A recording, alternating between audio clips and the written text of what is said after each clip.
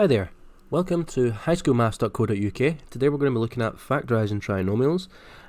This will be the third different type of factorising you have come across so far. So you've looked at common factor and difference of two squares. This is probably the most tricky, but we'll have a look at it. There is a set method that works pretty well.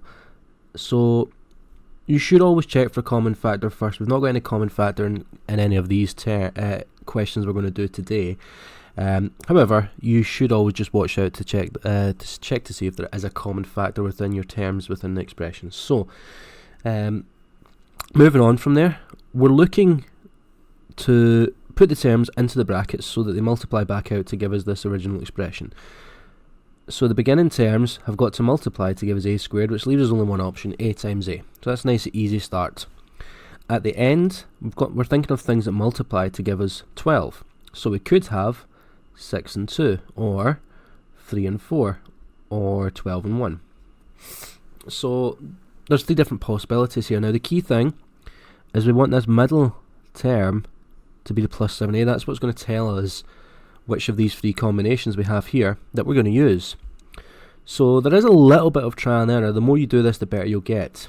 So if you look at the terms here, 6 and 2, 3 and 4, 12 and 1, if we're looking to combine by adding or subtracting one of these pairs that will give us a plus 7 in the middle. Okay, so if we choose the 6 and 2, that's not going to work. The 3 and 4 looks pretty likely because 3 and 4 is 7, so we'll try that first. So 3 4s are 7. 3 4s are 12 at the end, so that works to give us our 12. So we've got the a times a for the a squared, the 3 times 4 for the 12. Now the middle term is a combination of these mix, the inners and the outers. So we've got 3 times a here is 3a, 4 times a here is 4a. So that gives us, if we look at these, we can use those two, the 3 and the 4a, to get the 7a in the middle if we make them both pluses. So plus and plus.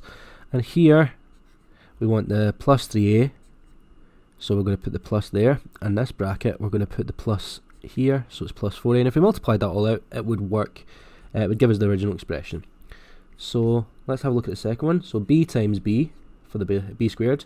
Again, we could have 3 times 5, that's probably the most likely, or 1 times 15, that's less likely to be the combination we're going to use. So 3 5s because they're closer together.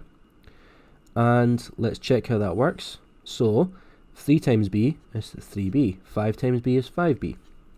So we're looking for a minus 2b as our middle term.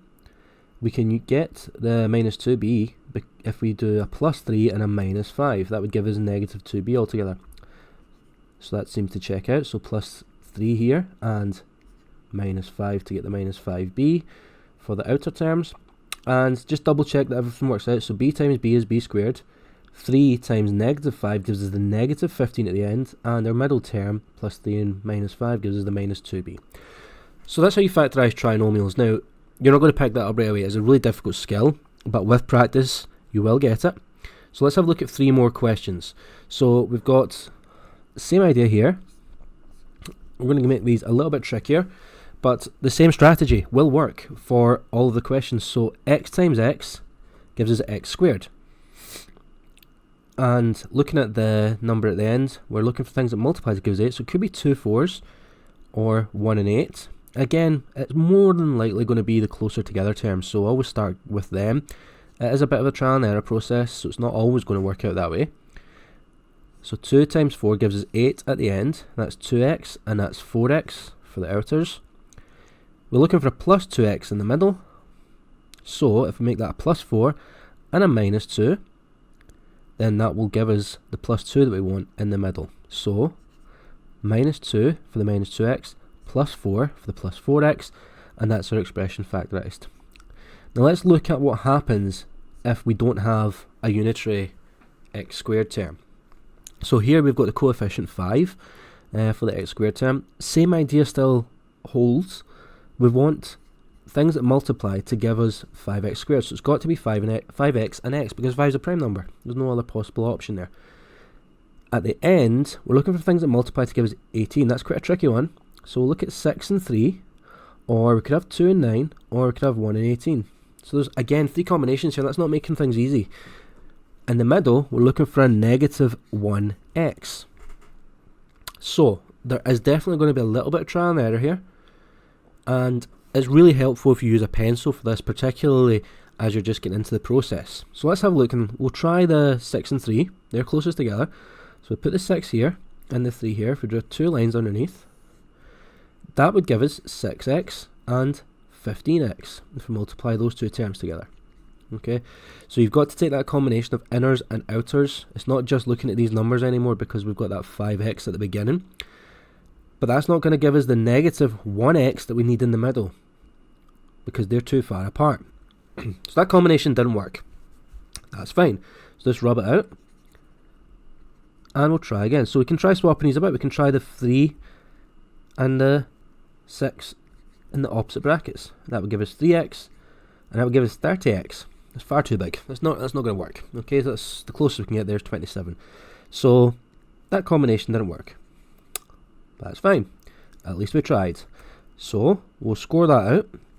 6 and 3 didn't work. 2 and 9. Okay, so put the 2 here and the 9 here. Now looking at it automatically, I can see that this outside here, 9 times 5x, is going to give me 45x. That's far too big.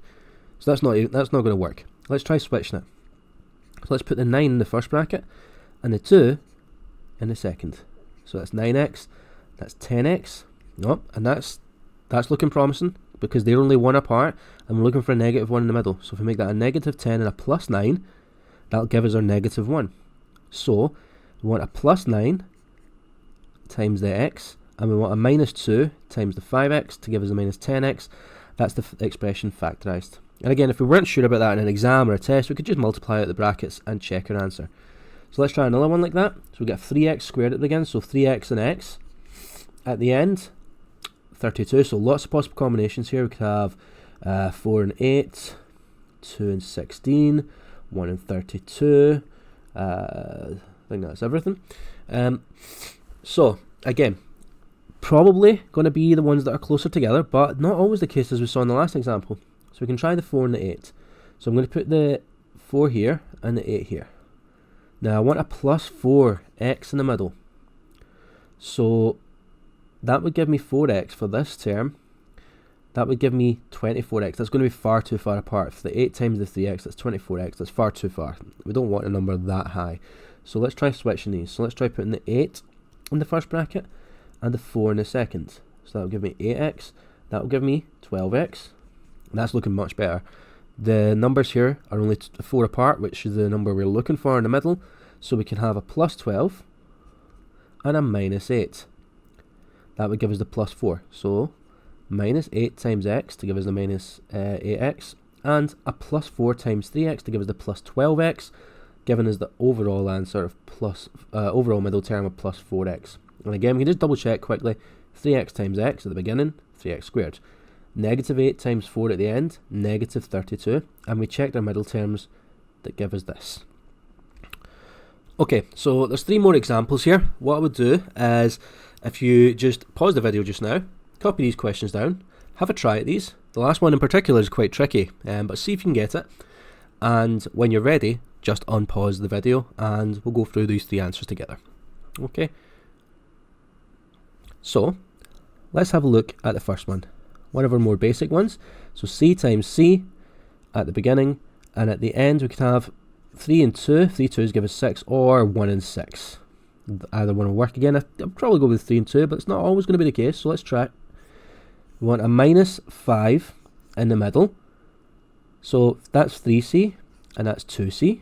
Okay, that's looking good, because that gives us 5. To get a minus 5, we're going to make them both negative. And that's looking promising. But something to watch out for here. If we double check our answer, c times c is c squared. Brilliant. At the end, negative 3 times negative 2 gives us plus 6. We'd want a minus 6. So something's gone wrong. What that could mean is that the 1 and 6 is also a possible solution that will give us the correct sign. So let's try that. And this is going straight back to the beginning, which is a little bit annoying, but let's go for it. So 1 and 6. So we get 1c here. We get 6c there. And again, you can see that combination is also 5 apart. So we can use that to get the minus 5. We make a minus 6 and a plus 1. So that's a plus 1 times the c and a minus 6 times the outer c. And this time, c times c gives us c squared. 1 times negative 6 at the ends gives us the negative 6, and the combination of the middle terms gives us the negative 5c. So that's that one. So something to watch out for there, because sometimes it can look like you've got the correct answer, but the signs don't quite match up. There will only ever be one fully correct answer, so you just have to watch out for those signs as well. Okay, the next one, 2x and x, lines underneath. Some of my old pupils used to call this the smiley face method because it kind of forms a wee smiley face. Up to you, whatever way you want to remember it. So 2x times x at the beginning, 2x squared, and the only option at the end is 1 times 5. So 5 is a prime number, that helps us a little bit. So we can have the 1 here and a 5 here. Let's see how that works. That would be 1x for the inners and 10x for the outers. We're looking for minus 3. Now that doesn't look, if we get 10x and 1x, that's not going to give us the minus 3. So let's try switching them. So we'll try the 5 and the 1. 5 and 1. So 5 times x is 5x, 1 times 2x is 2x. That's looking good. So we've got 3 apart there. So we can use that to get our negative 3x middle term. Minus 5 and plus 2. So we put the minus 5 to get the minus 5x, and we put the plus 1 times 2x to get the plus 2x, giving us our middle term. And again, we did check that. 2x times x, 2x squared. Negative 5 times positive 1 is a negative 5 at the end, and our middle terms we've already gone through. Okay, so this one, a little bit trickier. Let's have a look at it. Does it really work any differently? It looks different, but does it work any differently? Well, let's have a look and see. So, we've got, at the beginning, the only option to get 2 is 2 and 1. So 2 and 1. At the end, however, we've got a little bit, a few options here. So we could have 1x and 6x. So we could have 1x and 6x, or we could have 2x and 3x. Okay, any of those combinations would give us 6x squared. However, it's probably more likely that it's going to be the 2x and 3x, the closer together terms. It might not be, but that's what I'm going to start with. So I'm going to try the 2x here and the 3x here. Okay. Now if I multiply them, all we're doing is doing the switching the beginnings and the ends of the brackets about, but we're doing the same method. So 2x times 1 is 2x, 3x times 2 is 6x. And if we look at that, we've got a plus 4x in the middle. That is 4 apart, so that's looking pretty good. So we want a plus 6 and a minus 2. So if we try putting the minus sign here to get minus 2x, and the plus 3 with the 2 to give us plus 6x, let's check to see if that works out. So 2 times 1 at the beginning is 2. Minus 2x times 3x at the end is minus 6x squared. And in the middle, we've got our minus 2x and plus 6x to give us the plus 4x. So that checks out completely. So that's how you factorise trinomials. There's lots of different methods for that. So if you use a different method and you find that works for you, fantastic. Stick with that. Try and find the method online that works best for you. Depending on the way you've been taught it to start off with, that'll have a big impact on how you feel most comfortable. So look at different videos, try and find the one that fits your needs the best. That's just one of the methods I've seen and I use that I feel works really, really well, all the way up to higher and advanced higher when you need to factorise. So thanks for watching the video.